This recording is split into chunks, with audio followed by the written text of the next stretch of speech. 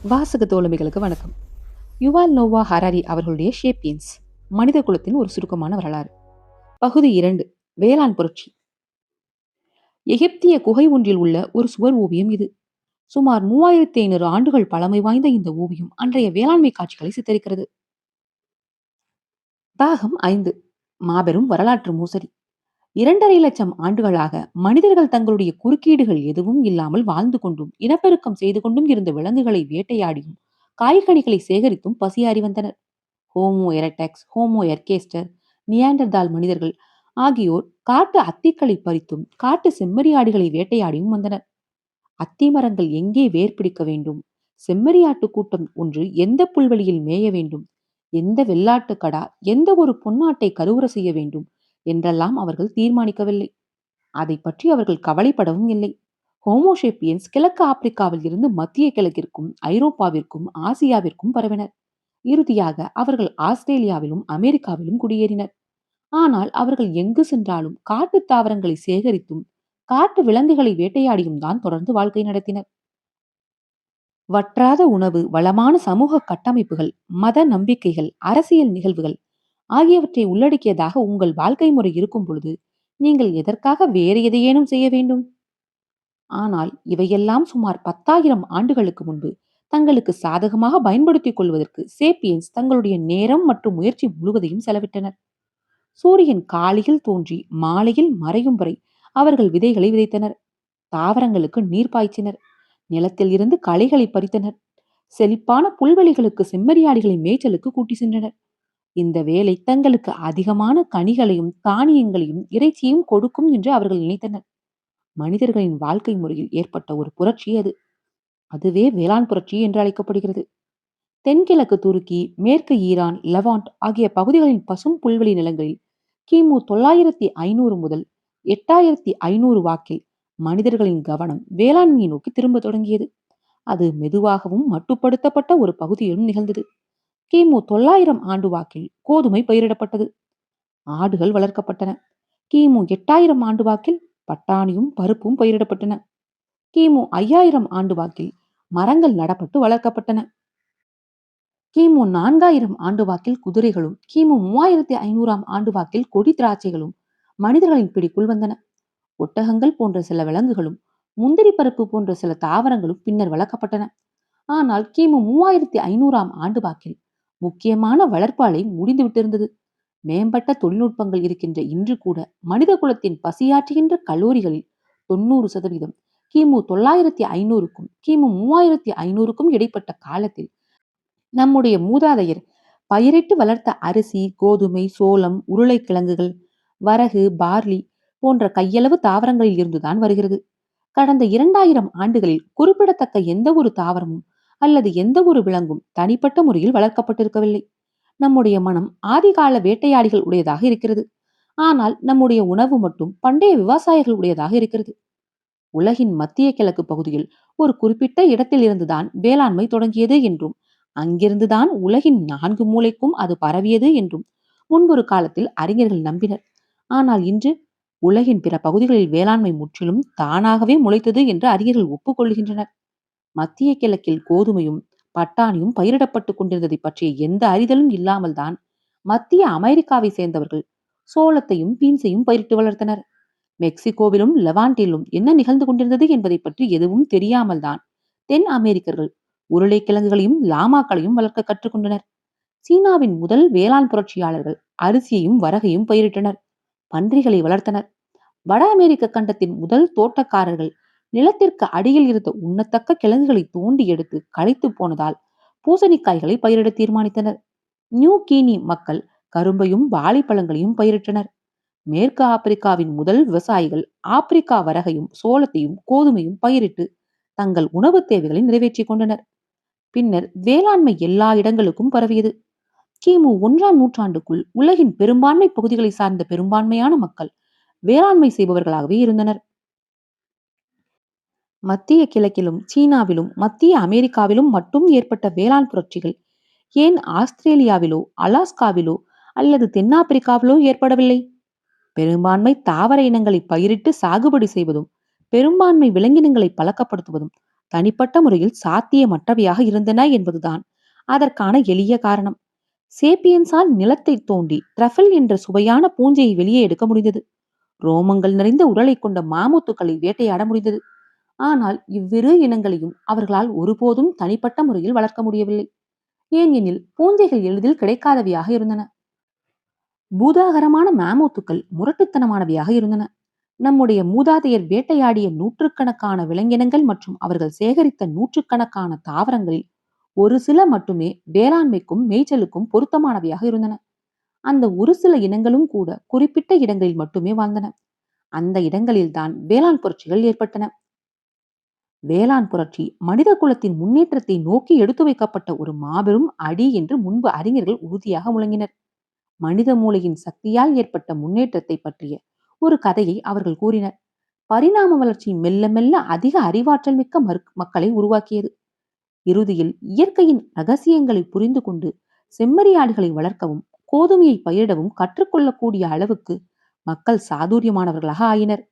இவ்வாறு நிகழ்ந்த உடனேயே ஆபத்தையும் கடின உழைப்பையும் உள்ளடக்கிய எளிய வேட்டையாடி வாழ்க்கையை அவர்கள் மகிழ்ச்சியாக கைவிட்டுவிட்டு விவசாயிகளின் இனிமையான நிறைவான வாழ்க்கையை வாழத் தொடங்கினர் என்று அக்கதை நீள்கிறது. ஆனால் இது ஒரு கற்பனை கதையாகும். காலப்போக்கில் மனிதர்கள் அதிக அறிவார்ந்தவர்களாக ஆனதற்கு எந்த சான்றும் இல்லை. வேளாண் புரட்சிக்கு நெடுங்காலத்திற்கு முன்பாகவே இயற்கையின் ரகசியங்களை வேட்டையாடிகள் நன்றாக அறிந்து வைத்திருந்தனர். ஏன் எனில் அவர்கள் வேட்டையாடிய விலங்குகளையும் தாங்கள் சேகரித்த தாவரங்களையும் பற்றிய ஆழமான அறிவு அவர்கள் உயிர் பிழைத்திருப்பதற்கு இன்றியமையாததாக இருந்தது. ஒரு சுலபமான வாழ்க்கையை உள்ளடக்கிய ஒரு புதிய யுகத்திற்கு வழிவகுப்பதற்கு பதிலாக வேளாண் புரட்சியானது விவசாயிகளின் வாழ்க்கையை முன்பை விட அதிக கடினமானதாகவும் மன நிம்மதி அற்றதாகவும் மாற்றியது. வேட்டையாடிகள் தங்கள் நேரத்தை அதிகம் உற்சாகமூட்டக்கூடிய பல்வேறு வழிகளில் செலவிட்டனர். பட்டினி, நோய் போன்ற ஆபத்துக்கள் அவர்களுக்கு அவ்வளவாக இருக்கவில்லை. வேளாண் புரட்சி மனித குலத்திற்கு தேவையான உணவை விட அபரிமிதமான உணவை அவர்களிடம் கொண்டு வந்து சேர்த்தது என்பது உண்மைதான். ஆனால் அந்த கூடுதல் உணவு அவர்களுக்கு தேவையான சரிவிகித உணவும் ஓய்வும் அவர்களுக்கு கிடைப்பதை உறுதி செய்யவில்லை. மாறாக மக்கட்தொகை அளவுக்கு அதிகமாக அதிகரிப்பதற்கும் சொகுசான மேட்டுக்குடியினர் என்ற ஒரு புதிய பிரிவு உருவாகுவதற்கும் மட்டுமே அது வழிவகுத்தது. ஒரு சராசரி விவசாயி ஒரு சராசரி வேட்டையாடியை விட அதிக கடினமாகத்தான் உழைத்தான். ஆனால் பதிலுக்கு அவனுக்கு கிடைத்த உணவு சரிவிகிதத்தில் இருக்கவில்லை. அதில் ஊட்டச்சத்தும் மிக குறைவாகவே இருந்தது. வேளாண் புரட்சி என்பது வரலாற்றின் மாபெரும் மோசடியாகும். யார் இதற்கு பொறுப்பு?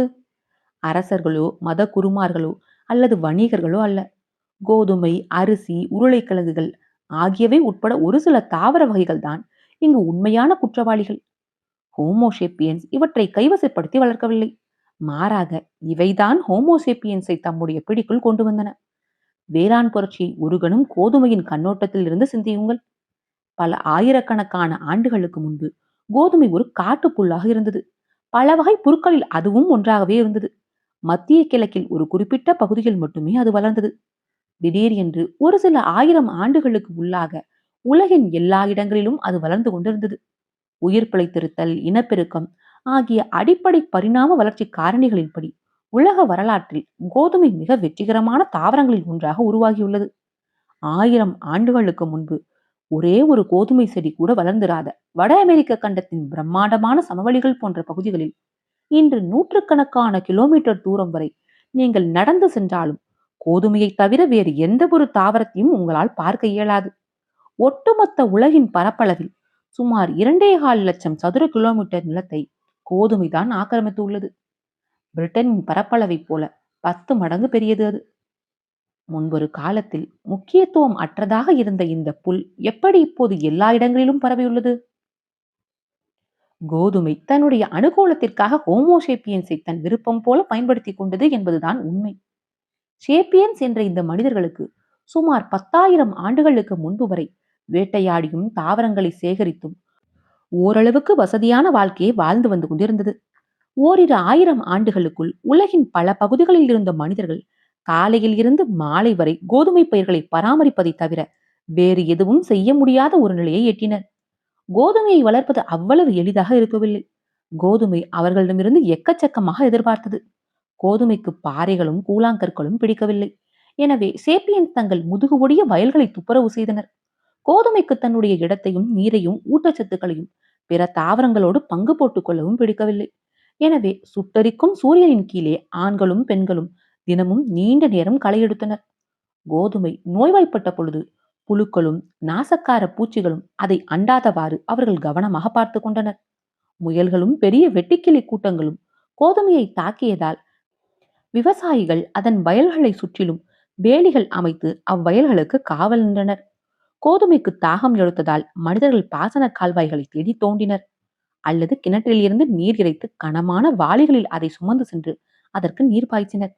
கோதுமைக்கு அகோர பசி எடுத்ததால் அது வளர்ந்த நிலங்களுக்கு ஊட்டம் அளிப்பதற்காக விலங்குகளின் கழிவுகளை சேகரிக்கும் கட்டாயத்திற்கும் அவர்கள் ஆளாகினர். ஹோமோசேப்பியன்ஸின் உடல் இப்படிப்பட்ட வேலைகளை செய்வதற்கு ஏற்ற விகிதத்தில் பரிணாம வளர்ச்சி அடைந்திருக்கவில்லை. ஆப்பிள் மரங்களில் ஏறவும் மான்களை துரத்தி செல்லவும் தான் அது பழக்கப்பட்டு இருந்ததே அன்றி பாறைகளை அகற்றவும் தண்ணீர் வாளிகளை சுமக்கவும் அல்ல. ஆனால் மனிதர்கள் அத்தகைய வேலைகளை செய்ததால் அவர்களுடைய முதுகு எலும்புகளும் கால் மூட்டுகளும் கழுத்துக்களும் அதற்கான விலையை கொடுத்தன. மனிதர்கள் வேளாண்மைக்கு மாறியது முதுகெலும்பு பிரச்சனை, மூட்டு அலர்ச்சி, குடல் இறக்கம் போன்ற பல வகை நோய்களை கொண்டு வந்தது என்று பண்டைய எலும்புக்கூடுகளின் மீது மேற்கொள்ளப்பட்ட ஆய்வுகள் சுட்டிக்காட்டுகின்றன. மேலும் புதிய வேளாண்மை வேலைகளை செய்வதற்கு மிக அதிகமான நேரம் தேவைப்பட்டதால் மனிதர்கள் தங்களுடைய கோதுமை வயல்களுக்கு பக்கத்திலேயே நிரந்தரமாக குடியமரும் கட்டாயத்திற்கு ஆளாயினர். இது அவர்களுடைய வாழ்க்கை முறையை முற்றிலுமாக மாற்றியது. கோதுமையை நாம் வளர்க்கவில்லை, மாறாக அதுதான் நம்மை வளர்த்தது. மனிதன் பழக்கப்படுத்தியுள்ள விலங்குகளை நாம் வீட்டு விலங்குகள் என்று அழைக்கிறோம். அது நாம் வளர்க்கும் பயிர்களுக்கும் பொருந்தும். ஆனால் சுந்தரமாக தெரிந்து கொண்டிருந்த நாம் தான் இப்பொழுது வீட்டிற்குள் முடங்கி கிடக்கிறோம். விளையும் தானியங்களும் வீட்டு விலங்குகளும் வெளியே சுதந்திரமாக இருக்கின்றன. ஒரு நல்ல வாழ்க்கை முறையை விட்டுவிட்டு அதிக அவலமான ஒரு வாழ்க்கை முறையை தத்தெடுத்துக் கொள்வதற்கு ஹோமோசேப்பியன்ஸை கோதுமை எவ்வாறு ஒப்புக்கொள்ள வைத்தது? அதற்கு கைமாறாக கோதுமை அவர்களுக்கு எதை கொடுத்தது? ஊட்டச்சத்துக்கள் நிறைந்த ஒரு சரிவிகித உணவை அது அவர்களுக்கு கொடுக்கவில்லை. மனிதர்கள் என்போர் பல்வேறு வகையான உணவுகளை உட்கொண்டு பலமாக வாழுகின்ற மனித குரங்குகள் என்பதை நினைவில் கொள்ள வேண்டும். வேளாண் புரட்சிக்கு முன்பாக தானியங்கள் மனித உணவில் ஒரு சிறு சதவீதம் மட்டுமே இடம்பெற்றிருந்தது.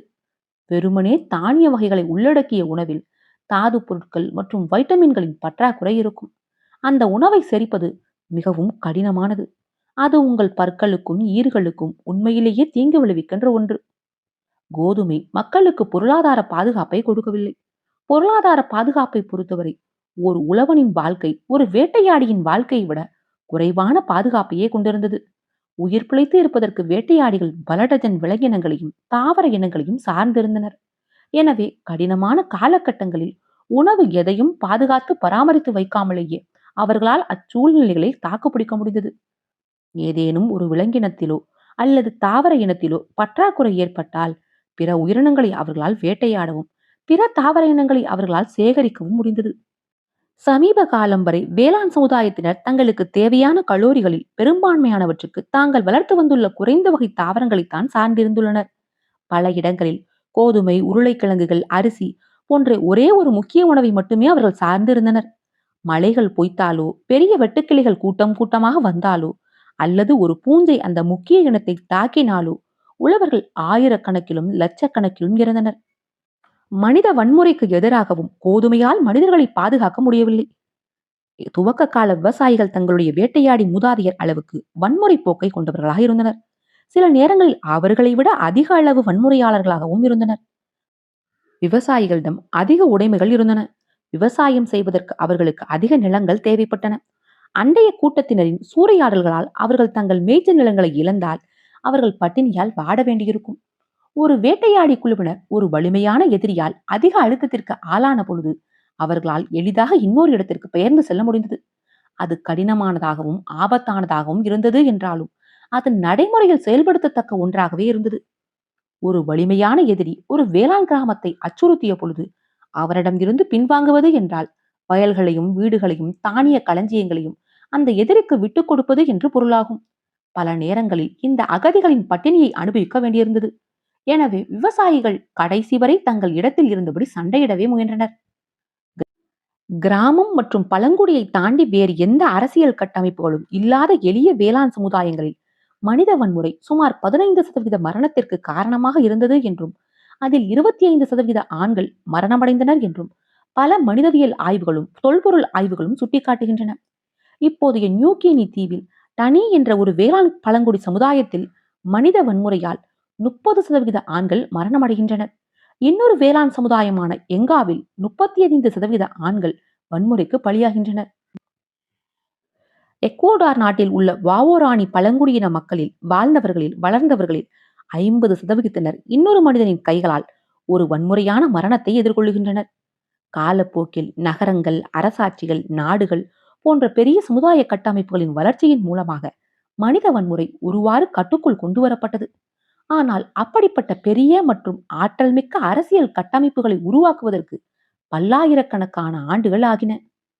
கிராம வாழ்க்கை முறையானது முதல் விவசாயிகளுக்கு ஒரு சில உடனடி நன்மைகளை கொண்டு வந்தது. காட்டு விலங்குகளுக்கும் மழைக்கும் குளிருக்கும் எதிரான சிறந்த பாதுகாப்பு அவற்றில் ஒன்று. ஆனாலும் ஒரு சராசரி நபருக்கு அதில் நன்மைகளை விட கேடுகளே அதிகம் இருந்தன. இன்றைய செழிப்பான சமுதாயங்களில் உள்ள மக்களுக்கு இதை புரிந்து கொள்வது கடினமானதாக இருக்கும். நாம் செழிப்பையும் பாதுகாப்பையும் அனுபவிப்பதாலும், நம்முடைய செழிப்பும் பாதுகாப்பும் வேளாண் புரட்சி உருவாக்கியுள்ள அடித்தளத்தின் மீது கட்டி எழுப்பப்பட்டு இருப்பதாலும் வேளாண் புரட்சி ஓர் அற்புதமான மேம்பாடு என்று நாம் அனுமானிக்கிறோம். ஆனாலும் இன்றைய கண்ணோட்டத்தை கொண்டு ஆயிரக்கணக்கான ஆண்டுகால வரலாற்றை சீர்தூக்கி பார்ப்பது மிகவும் தவறானது. 1ஆம் நூற்றாண்டு சீனாவில் தன்னுடைய தந்தையின் பயிர்கள் பொய்த்து போனதால் ஊட்டச்சத்து குறைவால் இறந்து கொண்டிருக்கின்ற ஒரு 3 வயது சிறுமியின் கண்ணோட்டத்தில் இருந்து பார்ப்பதுதான் அதிக பொருத்தமானதாக இருக்கும். நான் ஊட்டச்சத்து குறைவால் இறந்து கொண்டிருக்கிறேன். ஆனால் 2000 ஆண்டுகளில் மக்களுக்கு அபரிவிதமான உணவு இருக்கும். குளிரூட்டப்பட்ட பெரிய வீடுகளில் அவர்கள் வாழ்வார்கள். எனவே என்னுடைய துன்பம் ஒரு மதிப்பு வாய்ந்த தியாகம்தான் என்று அச்சிறுமி கூறுவாளா? அப்படியானால் ஊட்டச்சத்து குறைபாட்டை கொண்ட அச்சிறுமி உட்பட்ட வேளாண் மக்கள் அனைவருக்கும் கோதுமை வேறு என்னதான் வழங்கியது? தனிநபர்கள் என்ற முறையில் மக்களுக்கு அது எதையும் கொடுக்கவில்லை. ஆனால் ஓர் இனம் என்ற முறையில் ஹோமோசேப்பியன்ஸுக்கு அது அதிக முக்கியமான ஒன்றை கொடுத்தது.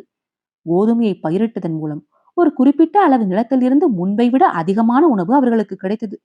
அதன் விளைவாக ஹோமோசேப்பியன்ஸ் பன்மடங்கு பெருகினர். கிமு 13,000 ஆண்டை ஒட்டி காட்டில் கிடைத்த காய்கனிகளை சேகரித்ததன் மூலமும் காட்டு விலங்குகளை வேட்டையாடியதன் மூலமும் மக்கள் தங்கள் பசியை ஆற்றிக்கொண்ட பொழுது பாலஸ்தீனத்தில் ஜெரிகோ நகருக்கு அருகே அமைந்த பாலவனை சோலையை சுற்றி அமைந்துள்ள பகுதி ஆரோக்கியமான மற்றும் ஊட்டமிக்க 100 நபர்கள் குடியிருப்பதற்கு போதுமானதாக இருந்தது. கிமு 8500ஆம் ஆண்டு வாக்கில் காட்டு தாவரங்கள் கோதுமை வயல்களுக்கு வழிவிட்ட பொழுது அந்த பாலைவன சோலை சுமார் 1000 நபர்கள் வாழ்வதற்கு ஏதுவாக இருந்தது என்றாலும் அது ஒரு நெரிசல் மிக்க கிராமமாக இருந்தது. அந்நபர்கள் நோயாலும் ஊட்டச்சத்து குறைவாலும் அதிகமாக துன்புற்றனர். பரிணாம வளர்ச்சி ஓர் இனத்தின் டிஎன்ஏவின் நகல்கள் மூலமாகத்தான் அளவிடப்படுகின்றன. அந்த இனம் அனுபவித்த பசியோ அல்லது வலியோ ஒரு பொருட்டே அல்ல. ஒரு நிறுவனத்தின் பொருளாதார வெற்றி அதன் ஊழியர்களின் மகிழ்ச்சியின் அடிப்படையில் அன்றி அதன் வங்கிக் கணக்கில் உள்ள டாலர்களின் எண்ணிக்கையை கொண்டு மட்டுமே அளவிடுவதைப் போல ஒரு இனத்தின் பரிணாம வளர்ச்சியின் வெற்றி அதனுடைய டிஎன்ஏவின் நகல்களின் எண்ணிக்கையை கொண்டே அளவிடப்படுகிறது.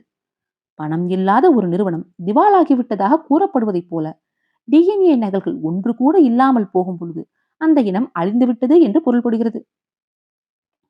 ஓர் இனத்திடம் பல டிஎன்ஏ நகல்கள் இருந்தால் அது ஒரு வெற்றியாகும். அந்த இனம் தலைக்கிறது.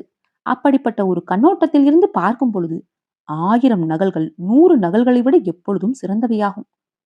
மோசமான சூழ்நிலைகளில் அதிக எண்ணிக்கையிலான மக்களை உயிருடன் வைத்திருப்பதற்கான திறன்தான் வேளாண் புரட்சியில் உள்ளார்ந்த இயல்பாகும். ஆனாலும் தனி நபர்கள் ஏன் இந்த பரிணாம வளர்ச்சி கால்குலஸை பற்றி அக்கறை கொள்ள வேண்டும்? ஹோமோசேப்பியன்ஸின் மரபணு தொகுதியின் எண்ணிக்கையை பெறுவதற்காக எந்த அறிவார்ந்த மனிதன்தான் தன்னுடைய வாழ்க்கை தரத்தை குறைத்துக் கொள்ள விரும்புவான்? எவருக்கும் இதில் உடன்பாடு இருக்கவில்லை. உண்மையில் வேளாண் புரட்சி என்பது மனிதர்களை சிக்க வைத்த ஒரு பொறியாகும்.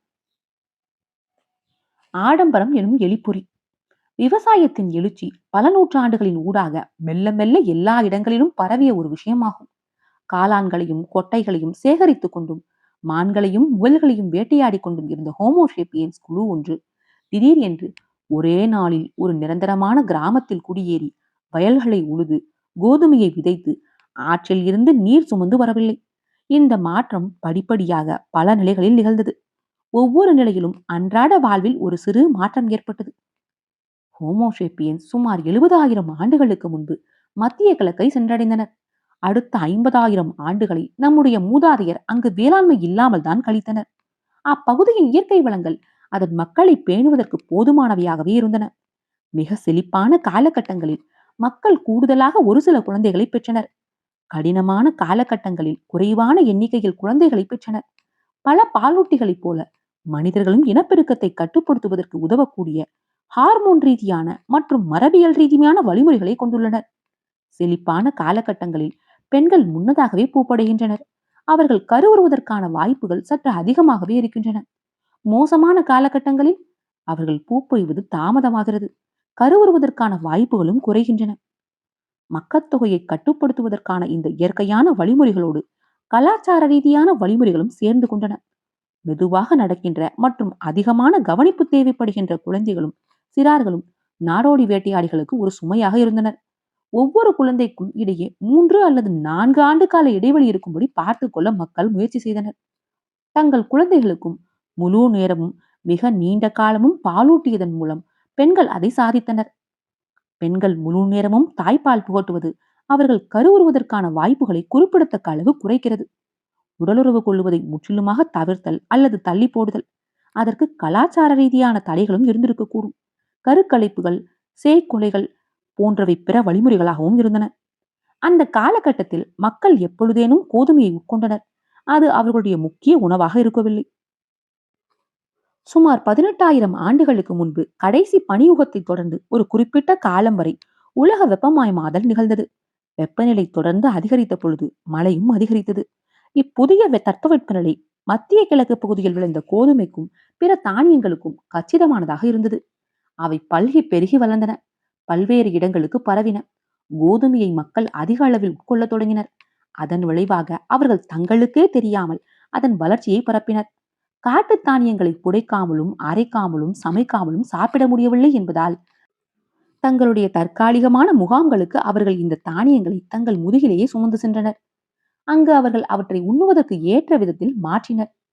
கோதுமை என்னும் தானியங்கள் சிறியவையாகவும் எண்ணற்றவையாகவும் இருந்ததால் முகாம்களுக்கு கொண்டு செல்லப்பட்ட வழியில் அவற்றில் சிறிதளவு கீழே விழுந்து சிதறின. காலப்போக்கில் மனிதர்களுக்கு பிடித்தமான பாதைகளின் ஓரமாகவும் அவர்களுடைய முகாம்களுக்கு அருகிலும் கோதுமை அதிக அளவில் வளர்ந்தது. மனிதர்கள் காடுகளையும் புதர்களையும் எரித்து சாம்பலாக்கிய பொழுது அதுவும் கோதுமைக்கு உதவியது. மரங்களையும் புதர்களையும் நெருப்பு எரித்து விட்டதால் சூரிய ஒளியும் நீரும் ஊட்டச்சத்துக்களும் முழுவதுமாக கோதுமைக்கும் பிற பொருட்களுக்கும் கிடைத்தன. கோதுமை அபரிமிதமாகவும் விலங்குகளும் பிற உணவு வளங்களும் செழிப்பாகவும் இருந்த பகுதிகளில் மனிதர்கள் மெல்ல மெல்ல தங்கள் நாடோடி வாழ்க்கையை கைவிட்டுவிட்டு தற்காலிக முகாம்களிலும் நிரந்தரமான முகாம்களிலும் குடியமர்ந்தனர். முதலில் அறுவடையின் பொழுது 4 வாரங்கள் அவர்கள் அங்கு முகாமிட்டிருக்கக்கூடும். ஒரு தலைமுறைக்கு பிறகு கோதுமை தாவரங்கள் பெருகி பரவிய பொழுது அந்த அறுவடை முகாம் 5 வாரங்களும் பிறகு 6 வாரங்களும் நீடித்திருக்கக்கூடும். இறுதியில் அது ஒரு நிரந்தரமான கிராமமாக உருவாகியது. மத்திய கிழக்கு நெடுகிலும் குறிப்பாக கிமு 12,500 இருந்து 9,500 வரை நாட்டோபியன் கலாச்சாரம் தலைத்தோங்கி இருந்த லெவாண்ட் பகுதியில் அப்படிப்பட்ட குடியமர்களுக்கான சான்றுகள் கண்டுபிடிக்கப்பட்டுள்ளன. நாட்டோபியன்கள் வேட்டையாடிகளாக இருந்தனர். அவர்கள் உயிர் வாழ்வதற்கு பல விலங்கினங்களையும் தாவர இனங்களையும் சார்ந்திருந்தனர். ஆனால் அவர்கள் நிரந்தரமான கிராமங்களில் வாழ்ந்தனர். தங்கள் நேரத்தின் பெரும் பகுதியை காட்டு தானியங்களை சேகரிப்பதிலும் அவற்றை பக்குவப்படுத்துவதிலும் அவர்கள் செலவிட்டனர். அவர்கள் கல் வீடுகளையும் தானிய களஞ்சியங்களையும் கட்டினர். பிற்கால தேவைக்காக அவர்கள் தானியங்களை சேமிக்க தொடங்கினர். காட்டு கோதுமையை அறுவடை செய்வதற்கு கல் அரிவாள்களையும் அதை மாவாக அரைத்துவதற்கு கற்குளவிகளையும் அவர்கள் புதிதாக கண்டுபிடித்தனர்.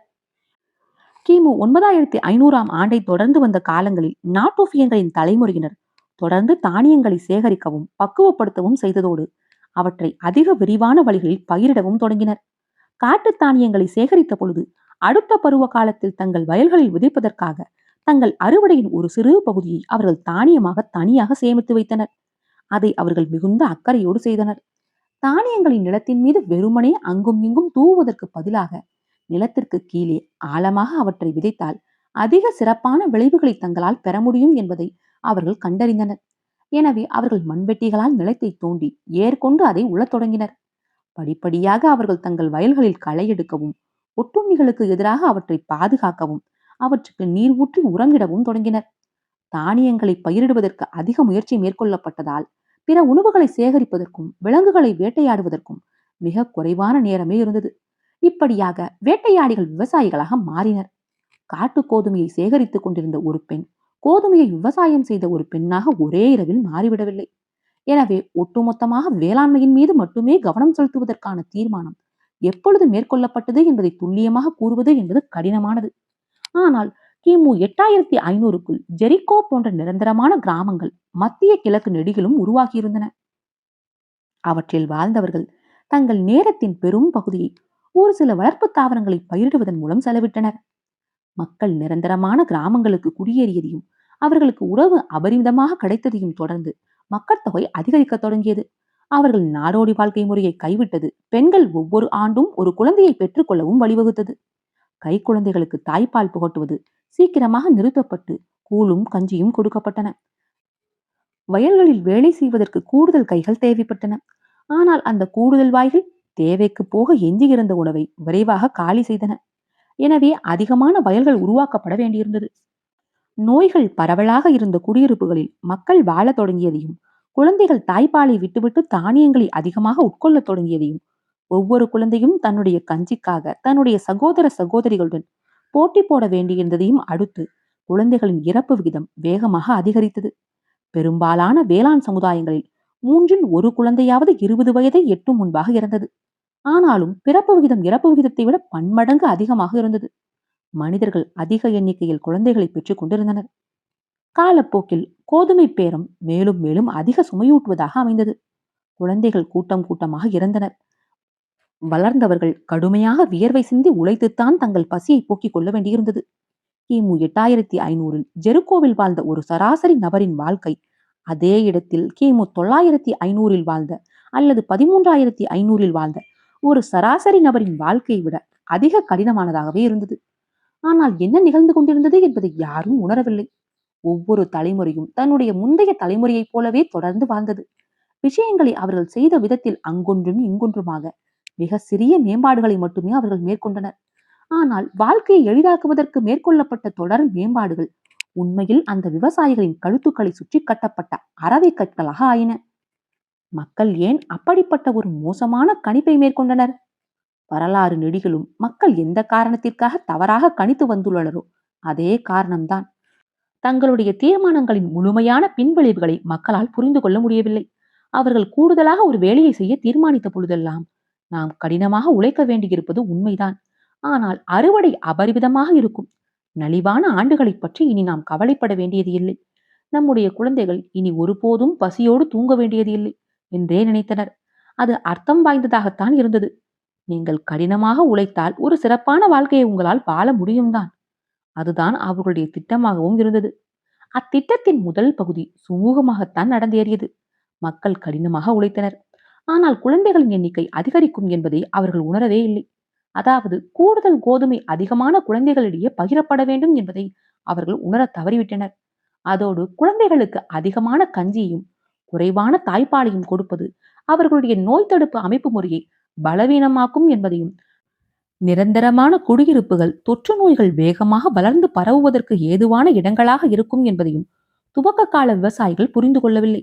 தாங்கள் ஒரே ஒரு வகை உணவை அதிகமாக சார்ந்திருந்ததன் மூலம் வறட்சியின் கோர பிடியில் சிக்கிக்கொள்ள தங்களுக்கு தாங்களே குளிபறித்துக் கொண்டிருந்தோம் என்பதையும் அவர்கள் பார்க்கவில்லை. செழிப்பான காலகட்டங்களில் தானியங்கள் பொங்கி வழியும். தங்கள் தானிய களஞ்சியங்கள் திருடர்களுக்கும் எதிரிகளுக்கும் சபலமூட்டும் என்பதையும் அந்த விவசாயிகள் பார்க்கவில்லை. இறுதியில் அவர்கள் தங்களுடைய தானிய களஞ்சியங்களை சுற்றிலும் சுவர்களை எழுப்பி அவற்றை காவல் காக்க தொடங்கிவிட்டனர். சரி, அப்படியானால் தங்களுடைய திட்டம் தங்களுக்கு எதிராக திரும்பிய பொழுது மனிதர்கள் ஏன் வேளாண்மையை கைவிடவில்லை?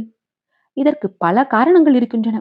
இச்சிறிய மாற்றங்கள் எல்லாமாக ஒன்று சேர்ந்து அவர்களுடைய சமுதாயத்தை மாற்றுவதற்கு பல தலைமுறைகள் ஆனது. எனவே அத்தனை காலத்திற்கு பிறகு தாங்கள் வித்தியாசமாக வாழ்ந்திருந்தோம் என்பது யாருக்குமே நினைவில் இருக்கவில்லை. இன்னொரு காரணம், மக்கட்தொகை பெருக்கம் மனித குலத்தின் படகுகளை எரித்து அவர்கள் தங்களுடைய கடந்த காலத்திற்கு திரும்பிச் செல்ல முடியாதவாறு செய்துவிட்டது.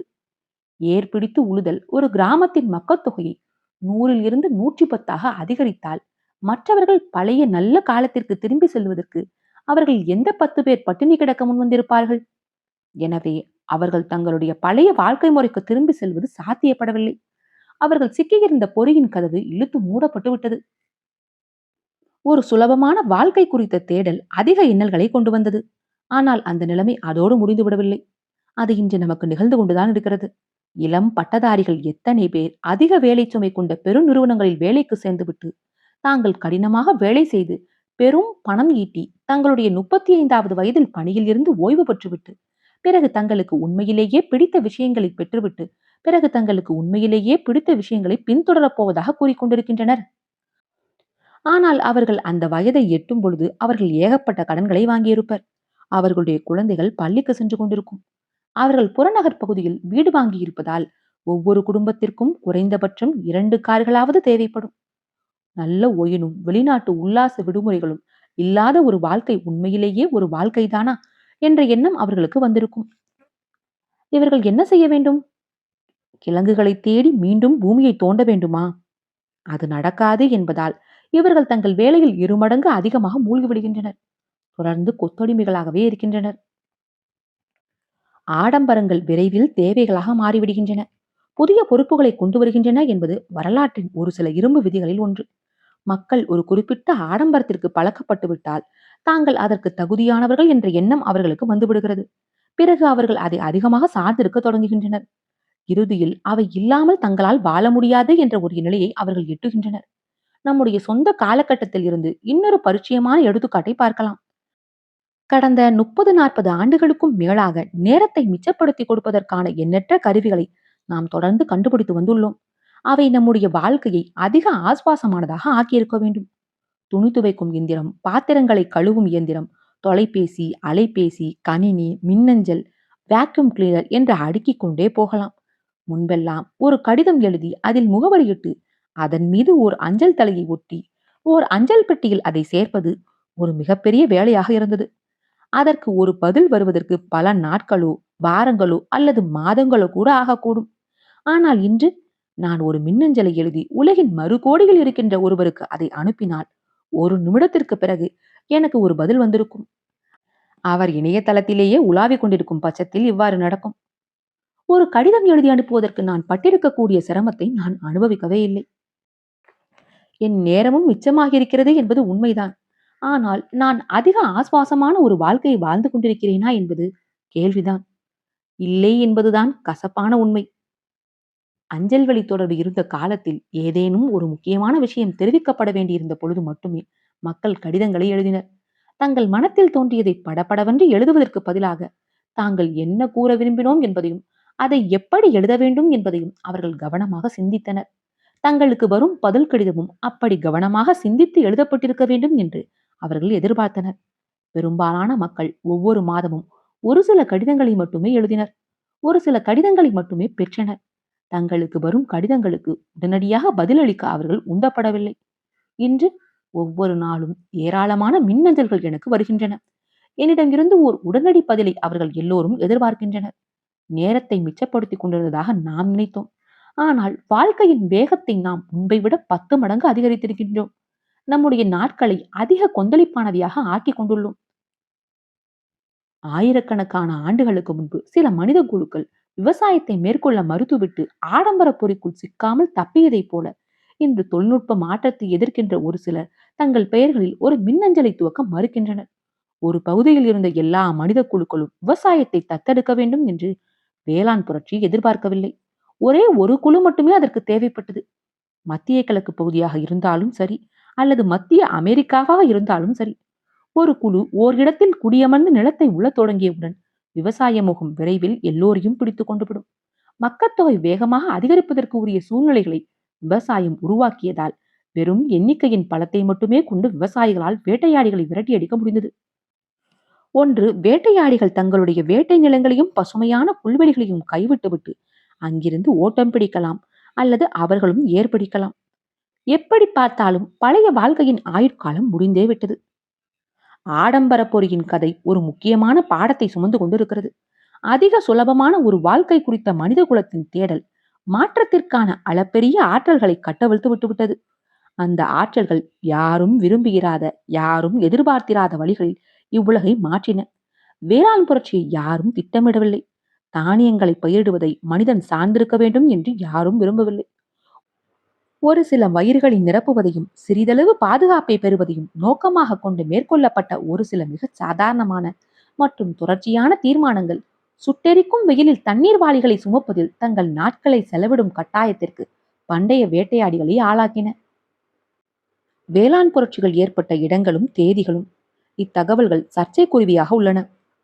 சமீபத்திய தொல்பொருள் கண்டுபிடிப்புகளையும் சேர்த்துக் கொள்வதற்காக இந்த வரைபடம் தொடர்ந்து புதுப்பிக்கப்படுகிறது. தனிப்பட்ட வேளாண் புரட்சி ஏற்பட்டிருந்த இடங்கள் மற்றும் தனிப்பட்ட வேளாண் புரட்சி ஏற்பட்டிருக்கலாம் என்று கருதப்படும் இடங்கள். தெய்வீக குறுக்கீடு. வேளாண் புரட்சி ஒரு தவறான கணக்கு என்பதை மேற்குறிப்பிடப்பட்ட நிகழ்வோட்டம் விளக்குகிறது. இது ஒரு சரியான விவாதம்தான். வரலாறு முழுக்க இதைவிட அதிக முட்டாள்தனமான தவறான கணக்குகள் இடம்பெற்றுள்ளன. ஆனால் இங்கு இன்னொரு சாத்தியக்கூறும் உள்ளது. வேளாண் புரட்சியை கொண்டு வந்தது உண்மையில் அதிக சுலபமான ஒரு வாழ்க்கை குறித்த தேரலாக இல்லாமல் இருக்கலாம். ஒருவேளை சேப்பியன்ஸுக்கு வேறு பிற ஆசைகள் இருந்திருக்கக்கூடும். அவற்றை அடைவதற்காக தெரிந்தே அவர்கள் தங்கள் வாழ்க்கையை கடினமானதாக ஆக்கிக் கொண்டிருந்திருக்கலாம். வரலாற்று நிகழ்வுகள் எல்லாவற்றுக்கும் பொருளாதாரத்தையும் மக்கத்தொகையையும் தான் அறிவியல் அறிஞர்கள் வழக்கமாக காரணப்படுத்துகின்றனர். அவர்களுடைய அறிவு ரீதியான வழிமுறைகளுடன் கணித ரீதியான வழிமுறைகளுடன் அவர்களுடைய அக்கருத்து மிக கச்சிதமாக பொருந்துகிறது. நவீன வரலாற்றின் விஷயத்தில் கருத்தியல், கலாச்சாரம் போன்று பொருள் சாராத காரணிகளை கணக்கில் எடுத்துக் கொள்வதை அறிஞர்களால் தவிர்க்க முடியாது.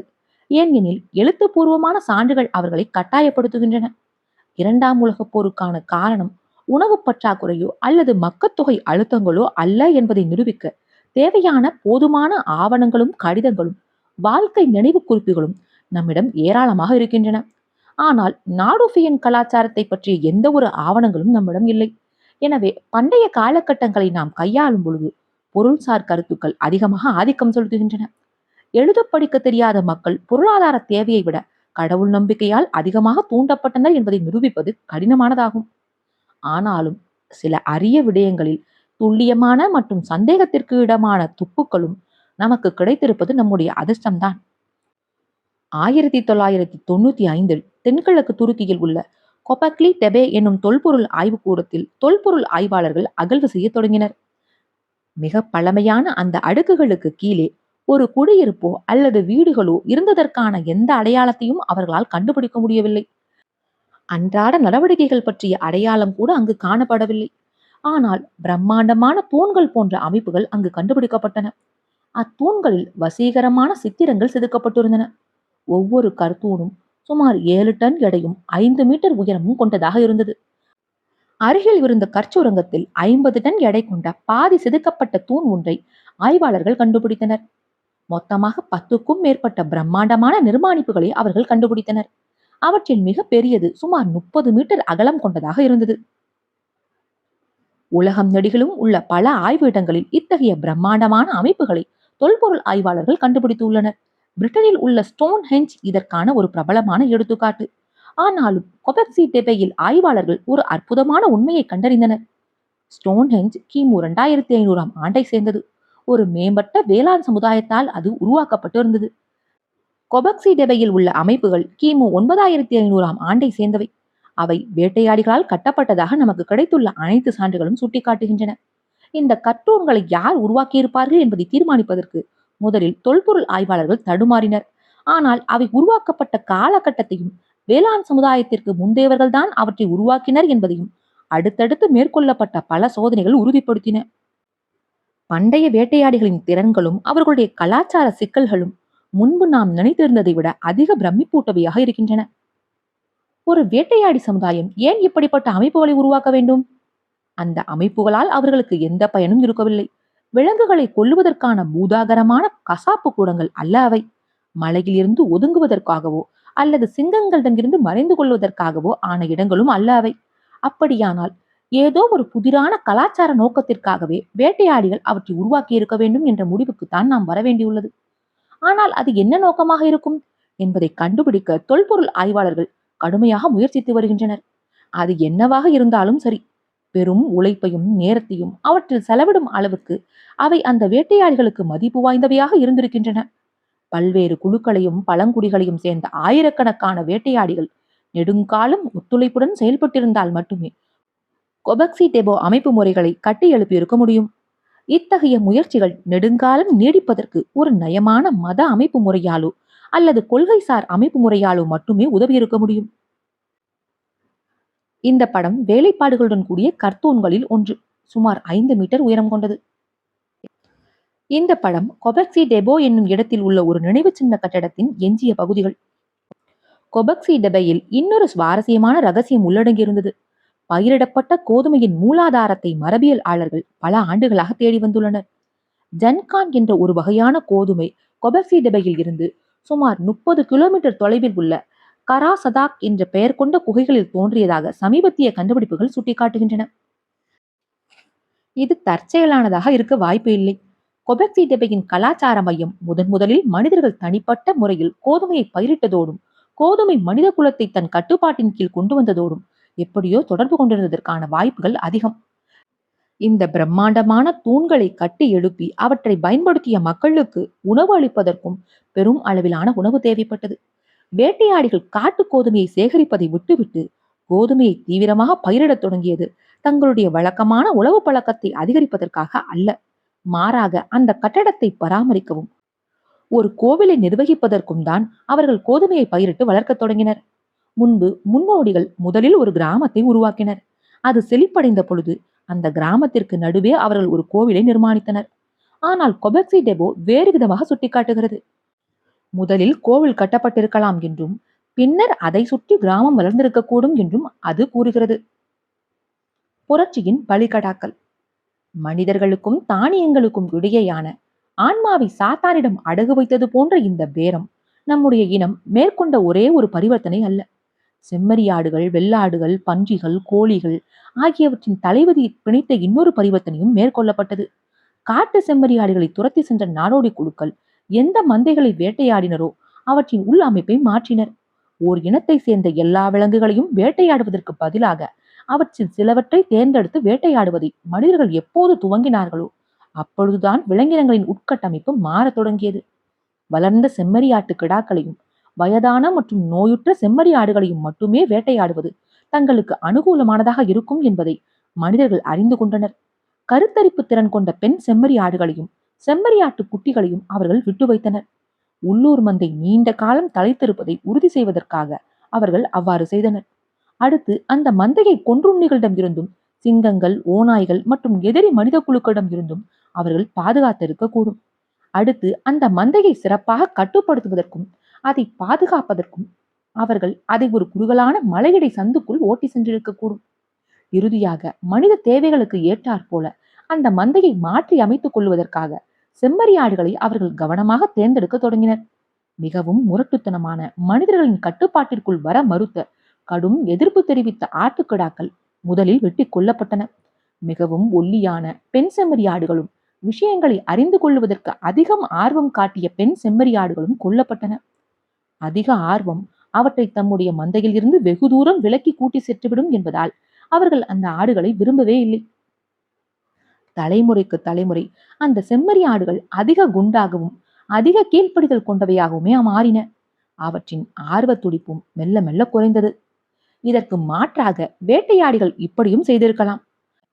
அவர்கள் ஒரு செம்மறியாட்டுக்குட்டியை கைப்பற்றி அதை சுவீகரித்து உணவு அபரிவிதமாக இருந்த மாதங்களில் அதை பருமனாக்கி உணவு மிக குறைவாக இருந்த பருவத்தில் அதை கொன்றிருக்கக்கூடும்.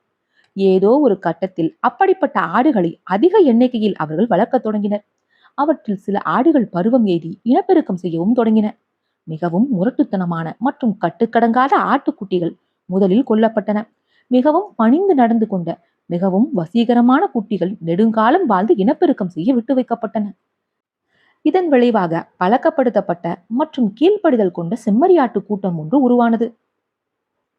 செம்மறியாடுகள், கோழிகள், கழுதைகள் போன்ற பழக்கப்படுத்தப்பட்ட விலங்குகள் உணவையும் இறைச்சி, பால், முட்டைகள் போன்ற உணவையும் கச்சா பொருட்களான தோல், ரோமங்கள் அவைகளையும் இழுப்பு விசைகளையும் வழங்கின.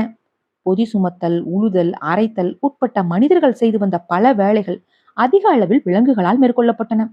பெரும்பாலான வேளாண் சமுதாயங்களில் தாவரங்களை வளர்ப்பதில் மக்கள் கவனம் செலுத்தினர். விலங்குகளை வளர்த்து எடுப்பது ஓர் இரண்டாம் பட்ச நடவடிக்கையாகவே இருந்தது.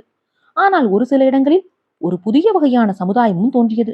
விலங்குகளை தங்களுக்கு சாதகமாக பயன்படுத்திக் கொள்வதை முக்கிய அடிப்படையாக கொண்டு அது உருவானது. கால்நடைகளை மேய்த்த நாடோடி பழங்குடிகள் தான் அப்புதிய சமுதாயம் ஆகும். மனிதர்கள் உலகம் நெடுகிலும் பரவிய பொழுது அவர்கள் வளர்த்த விலங்குகளும் உலகம் நெடுகிலும் பரவின. 10,000 ஆண்டுகளுக்கு முன்பு மொத்தமாக ஒரு சில லட்சம் செம்மறியாடுகள், கால்நடைகள், ஆடுகள், பன்றிகள் மற்றும் கோழிகள் மட்டுமே மட்டுப்படுத்தப்பட்ட ஆப்பிரிக்கா ஆசிய சூழல் முடுக்குகளில் வாழ்ந்தன. இன்று உலகம் முழுவதிலும் 100 கோடி செம்மறியாடுகளும் 100 கோடி பன்றிகளும் 100 கோடிக்கும் அதிகமான கால்நடைகளும் 2500 கோடிக்கும் அதிகமான கோழிகளும் இருக்கின்றன. வளர்க்கப்படுகின்ற கோழிகள் தான் மிக பரவலாக பரவியுள்ள பறவை இனமாகும். ஓமோசேப்பியன்ஸை தொடர்ந்து பழக்கப்படுத்தப்பட்டுள்ள மாடுகள், பன்றிகள் மற்றும் செம்மறியாடுகள் தான் உலகில் மிக பரவலாக பரவியுள்ள 2வது மற்றும் 3வது மற்றும் 4வது பெரிய பாலூட்டிகளாகும். டிஎன்ஏவின் நகல்களின் எண்ணிக்கையை கொண்டு வெற்றியை அளவிடுகின்ற ஒரு குறுகிய பரிணாம வளர்ச்சி கண்ணோட்டத்தில் இருந்து பார்க்கும் பொழுது வேளாண் புரட்சியானது கோழிகளுக்கும், கால்நடைகளுக்கும், பன்றிகளுக்கும், செம்மறியாடுகளுக்கும் கிடைத்த ஒரு அற்புதமான வரமாகும். துரதிருஷ்டவசமாக பரிணாம வளர்ச்சி கண்ணோட்டம் வெற்றிக்கான ஒரு முழுமையற்ற அளவீடு ஆகும். உயிர் பிழைத்திருத்தல் மற்றும் இனப்பெருக்கத்தின் அடிப்படையிலேயே எல்லாவற்றையும் அது சீர்தூக்கி பார்க்கிறது. தனிநபரின் துன்பத்தையும் மகிழ்ச்சியையும் அது கணக்கில் எடுத்துக்கொள்ளவே இல்லை.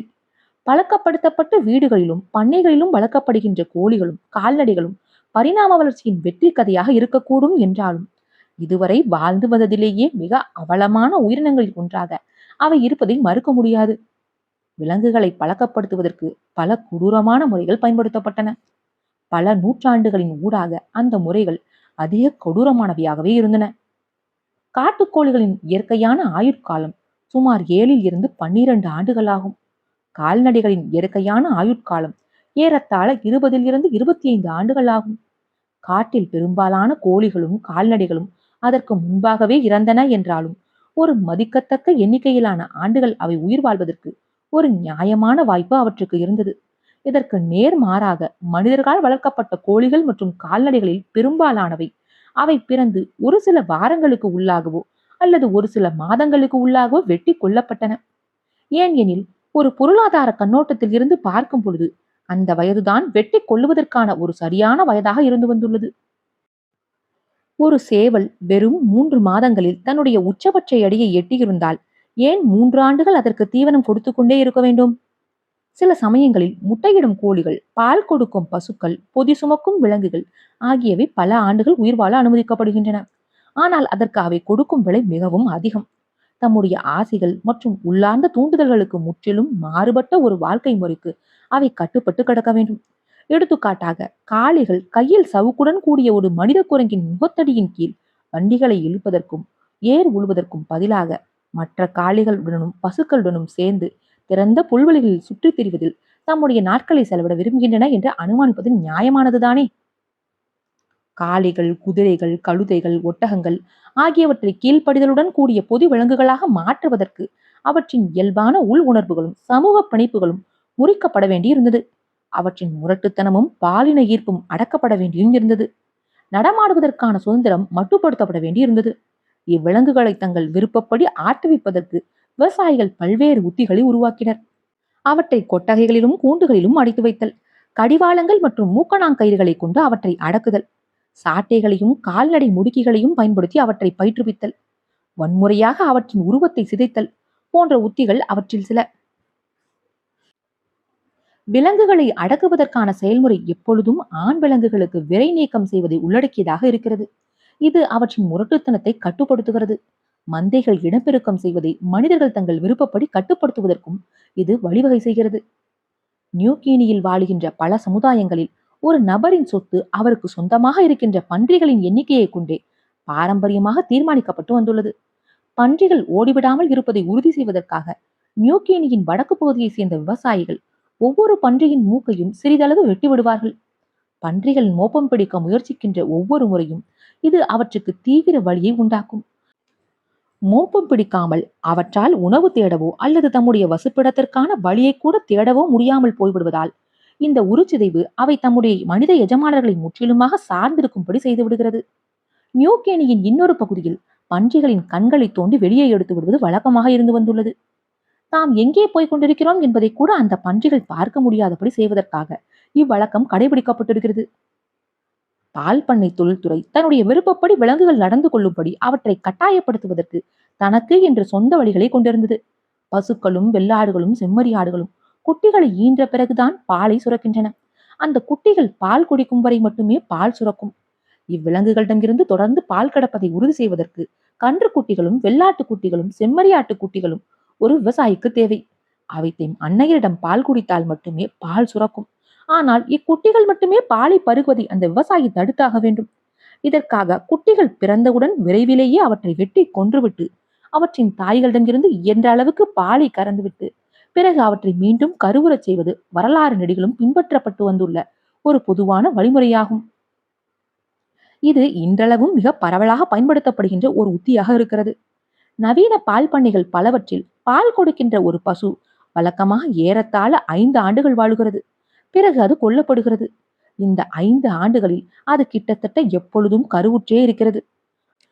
அதனிடம் இருந்த அதிகபட்ச பாலை கறப்பதற்கு அது ஒரு கன்றுக்குட்டியை ஈன்ற பிறகு 60 இருந்து 120 நாட்களுக்குள் அது மீண்டும் சினைப்படுத்தப்படுகிறது. அந்த பசு தன் கன்றுகளை ஈன்றவுடன் விரைவிலேயே அவை அப்பசுவிடம் இருந்து பிரிக்கப்பட்டு விடுகின்றன. பெண் கன்று குட்டிகள் அடுத்த தலைமுறைக்கான கறவை பசுக்களாக ஆவதற்காக வளர்க்கப்படுகின்றன. ஆண் கன்று குட்டிகள் இறைச்சி தொழில்துறையின் வசம் ஒப்படைக்கப்படுகின்றன. அதிகமாக பால் சுரப்பதற்கு விவசாயிகள் பயன்படுத்துகின்ற இன்னொரு வழிமுறை குட்டிகளை தம்முடைய தாய்களுக்கு அருகிலேயே விட்டு வைக்கும். அதே நேரத்தில் அவை தன் தாய்மார்களிடமிருந்து அதிகமாக பாலை கொடுப்பதை தடுத்தல் தான். ஒரு குட்டி தன்னுடைய தாயிடம் பால் அருந்த அதை அனுமதித்துவிட்டு பால் சுரக்க தொடங்கியவுடன் அக்குட்டியை அங்கிருந்து விரட்டி விடுவது அதற்கான ஓர் எளிய வழியாகும். ஆனால் இந்த வழிமுறையில் வழக்கமாக அந்த பசுவும் கன்றும் எதிர்ப்பு காட்டுகின்றன. கால்நடைகளை மேய்க்கும் சில பழங்குடியினர் கன்றுக்குட்டியை கொன்று அதன் சதையை உட்கொண்டு விட்டு அதன் தோலுக்குள் எதையேனும் வைத்து அடைக்கப்பட்ட அந்த போலி கன்றுக்குட்டியை அதன் தாயிடம் கொண்டு விடுவர். அந்த கன்றுக்குட்டி அங்கு இருப்பது அந்த பசுவிடம் பால் சுரப்பதை ஊக்குவிக்கும். சூடான் நாட்டை சேர்ந்த நூவர் பழங்குடியினர் இன்னும் ஒரு படி மேலே போய் அடைக்கப்பட்ட அந்த கன்றுக்குட்டியின் மீது அதன் தாயின் சிறுநீரை தடவினர். அந்த போலி குட்டிக்கு ஒரு பரிச்சயமான வாசனையை கொடுப்பதற்காக அவர்கள் அவ்வாறு செய்தனர். அவர்கள் பயன்படுத்திய இன்னொரு உத்தி முட்களால் ஆன ஒரு வளையத்தை ஒரு கன்றுக்குட்டியின் கழுத்தில் கட்டுவிடுவது. அது தன் தாயிடம் பால் அருந்தும் பொழுது அந்த முட்கள் அந்த பசுவை குத்தி காயப்படுத்தும். அப்பொழுது அந்த பசு தன் கன்றுக்குட்டியை பால் அருந்த விடாமல் தடுக்கும். சஹாரா பாலைவனத்தில் வாழுகின்ற டுவாரக் என்ற பழங்குடி மக்கள் ஒட்டகங்களை வளர்ப்பவர்கள். அவர்கள் ஒட்டக குட்டிகளின் மூக்கு மற்றும் மேல் உதட்டின் மீது ஆங்காங்கே குத்தி துளையிடுகின்றனர் அல்லது அவற்றின் சில பகுதிகளை வெட்டி எடுத்து விடுகின்றனர். இதன் காரணமாக அக்குட்டிகள் தம் தாயிடம் பால் குடிக்கும் பொழுது அவை தீவிர வலியை அனுபவிக்கும். எனவே அவை அவ்வளவாக பால் குடிக்காது. இந்த படம் ஓர் எகிப்திய கல்லறையில் இருந்து எடுக்கப்பட்ட கிமு 1200ஆம் ஆண்டை சேர்ந்த ஓர் ஓவியம் இது. இதில் 2 எருதுகள் ஒரு வயலை உழுது கொண்டிருக்கின்றன. காட்டில் ஒரு சிக்கலான சமூக கட்டமைப்புடன் கூடிய மந்தைகளில் கால்நடைகள் தம் விருப்பம் போல சுற்றி திரிந்தன. ஆனால் விரைகள் நீக்கப்பட்டு மனிதர்களின் கட்டுப்பாட்டிற்குள் கொண்டு வரப்பட்ட எருது சாட்டையின் கீழும் ஒரு குறுகிய தொழுவத்திலும் தன்னுடைய வாழ்க்கையை வீணாக்கியது.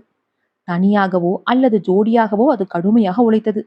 தன் உடலுக்கும் சமூக தேவைகளுக்கும் உணர்ச்சி தேவைகளுக்கும் பொருத்தம் இல்லாத விதத்தில் அது உழைத்தது.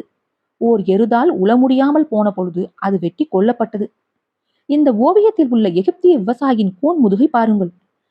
அந்த எருதுகளைப் போலவே அவனும் தன் வாழ்க்கை முழுவதையும் தன் உடலுக்கும் மனத்திற்கும் சமூக உறவுகளுக்கும் பாதகமான விதத்தில் கடின உழைப்பில் செலவிட்டுக் கொண்டிருக்கிறான். எல்லா வேளாண் சமுதாயங்களும் தம்முடைய பண்ணை விலங்குகளிடம் இவ்வளவு கொடூரமாக நடந்து கொள்ளவில்லை. பண்ணையில் வளர்க்கப்படுகின்ற சில விலங்குகளின் வாழ்க்கை ஓரளவுக்கு நல்ல விதமாக இருக்க முடியும். ரோமங்களுக்காக வளர்க்கப்படுகின்ற செம்மறியாடுகள், செல்ல பிராணிகளாக வளர்க்கப்படுகின்ற நாய்கள் மற்றும் பூனைகள், போர் குதிரைகள், பந்தய குதிரைகள் ஆகியவை பெரும்பாலும் வசதியான சூழ்நிலைகளிலேயே வளர்க்கப்படுகின்றன. ரோமானிய பேரரசரான கலியுக்லா தனக்கு மிகவும் பிடித்த குதிரையான இன்சைடடைஸை தன்னுடைய தலைமை நீதிபதியாக நியமிக்க திட்டமிட்டதாக கூறப்படுகிறது. அடிமைகளை வைத்திருந்த பலர் எப்படி தங்கள் அடிமைகள் மீது பரிவும் அக்கறையும் கொண்டிருந்தனரோ அதே போல வரலாறு நெடுகிலும் மேய்ப்பர்களும் விவசாயிகளும் தங்களுடைய விலங்குகளிடம் பரிவை வெளிப்படுத்தியும் அவற்றை அக்கறையோடு கவனித்தும் வந்துள்ளனர். அரசர்களும் தீர்க்கதரிசிகளும் மேய்ப்பர்களைப் போல தங்கள் தோற்றத்தை அமைத்துக் கொண்டது ஒரு தற்செயலான நிகழ்வு அல்ல. ஒரு மேய்ப்பன் எப்படி தன்னுடைய மந்தையை அக்கறையோடு பார்த்து கொள்ளுவானோ, அதே போல தாங்களும் தங்களுடைய கடவுளரும் தங்கள் மக்களை அக்கறையோடு கவனித்துக் கொண்டதாக அவர்கள் நினைத்தனர். ஆனாலும் மேய்ப்பனின் கண்ணோட்டத்தை விடுத்து மந்தையின் கண்ணோட்டத்திலிருந்து பார்க்கும் பொழுது பண்ணை விலங்குகளில் பெரும்பாலானவற்றிற்கு வேளாண் புரட்சி ஒரு கொடூரமான பேரழிவாகத்தான் இருந்தது என்ற எண்ணத்தை தவிர்ப்பது கடினமானதாக இருக்கிறது. அவற்றின் பரிணாம வளர்ச்சி ரீதியான வெற்றி அர்த்தமற்றது. விரைவில் இப்புவியில் இருந்து அழியக்கூடிய நிலையில் அரிய காட்டு நீர் யானை ஒன்று இருப்பதாக வைத்துக் கொள்ளுவோம். தன்னுடைய குறுகிய வாழ்க்கையை ஒரு சிறிய பெட்டிக்குள் செலவிடுகின்ற, இறைச்சிக்காக பருமனாக்கப்படுகின்ற ஒரு கன்றுக்குட்டியை விட அந்த கடைசி நீர் யானை அதிக மனநிறைவு கொண்டதாக இருக்கக்கூடும். அந்த கன்றுக்குட்டிகளின் எண்ணிக்கை பன்மடங்கு அதிகரிப்பது அவை அனுபவிக்கின்ற துன்பத்திற்கான ஆறுதலாக நிச்சயமாக இருக்க முடியாது. பரிணாம வளர்ச்சி ரீதியான வெற்றிக்கும் தனிநபரின் துயரத்திற்கும் இடையேயான இந்த முரண்பாடுகள் தான் வேளாண் புரட்சியில் இருந்து நாம் கற்றுக்கொள்ளக்கூடிய மிக முக்கியமான படிபணியாக இருக்கும். கோதுமை, சோளம் போன்ற தாவரங்களின் கதையை நாம் ஆய்வு செய்யும் பொழுது பரிணாம வளர்ச்சி மட்டுமே சார்ந்த கண்ணோட்டம் அர்த்தம் வாய்ந்ததாக இருக்கிறது. ஆனால் சிக்கலான உணர்வுகளையும் உணர்ச்சிகளையும் கொண்ட கால்நடைகள், செம்மறியாடுகள், சேப்பியன்ஸ் ஆகிய விலங்குகளின் விஷயத்தில் பரிணாம வளர்ச்சி ரீதியான வெற்றி எவ்விதத்தில் தனிநபர் அனுபவங்களாக ஆகியுள்ளது என்பதை நாம் கருத்தில் கொள்ள வேண்டும். நம்முடைய இனத்தின் கூட்டு ஆற்றலும் மேம்போக்கான வெற்றியின் அதிகரிப்பும் எப்படி தனிநபர் துன்பத்திற்கு காரணமாக அமைந்தது என்பதை இனி வரும் அத்தியாயங்களில் நாம் அடிக்கடி பார்ப்போம். இந்த படத்தில் ஓர் இறைச்சி தொழிற்சாலையில் உள்ள ஒரு நவீன கன்றுக்குட்டி பிறந்த உடனேயே அது தன் தாயிடமிருந்து பிரிக்கப்பட்டு கிட்டத்தட்ட தன் உடலின் அளவு மட்டுமே கொண்ட ஒரு சிறிய கொட்டில் ஒன்றுக்குள் அடைக்கப்படுகிறது. அது சராசரியாக 4 மாதங்கள் வாழுகிறது. அந்த 4 மாதங்களையும் அது அந்த கூண்டுக்கு உள்ளேயே செலவிடுகிறது. அது ஒருபோதும் தன் கூண்டை விட்டு வெளியே வருவது இல்லை. பிற கன்றுக்குட்டிகளோடு சேர்ந்து விளையாடவோ அல்லது நடக்கவோ கூட அது அனுமதிக்கப்படுவது இல்லை. அதன் தசைகள் வலிமையானவையாக வளரக்கூடாது என்பதற்காகவே அந்த கட்டுப்பாடுகள் செயல்படுத்தப்படுகின்றன. மென்மையான தசைகள் என்றால் ஒரு மென்மையான சாறு நிறைந்த மாட்டு இறைச்சி என்று பொருள். அந்த கன்றுக்குட்டி இறைச்சி கொட்டிலுக்கு அழைத்து செல்லப்படுகின்ற பொழுதுதான் அது நடப்பதற்கும் தன்னுடைய கால்களை அசைப்பதற்கும் பிற கன்றுக்குட்டிகளை தொடுவதற்கும் அதற்கு முதன்முறையாக வாய்ப்பு கிடைக்கிறது. பரிணாம வளர்ச்சியின் வார்த்தைகளில் கூற வேண்டும் என்றால் கால்நடைகள் மிகவும் வெற்றிகரமான விலங்கினங்களில் ஒன்றை பிரதிநிதித்துவப்படுத்துகின்றன. ஆனால் அதே நேரத்தில் இப்புவியில் பெரும் அவலங்களை அனுபவிக்கின்ற விலங்குகளில் ஒன்றாகவும் அவை விளங்குகின்றன. பாகம் 5 நிறைவுற்றது. யுவால் நோவா ஹராரி அவர்களுடைய ஷேப்பியன்ஸ், மனித குலத்தின் சுருக்கமான வரலாறு. காற்றோடும் உங்கள் காதுகளோடும் நான் எவி மகிழா. இணைந்திருங்கள், இணைந்திருங்கள். தங்களுடைய மேலான கருத்துக்களை பகிர்ந்திருங்கள். நன்றி.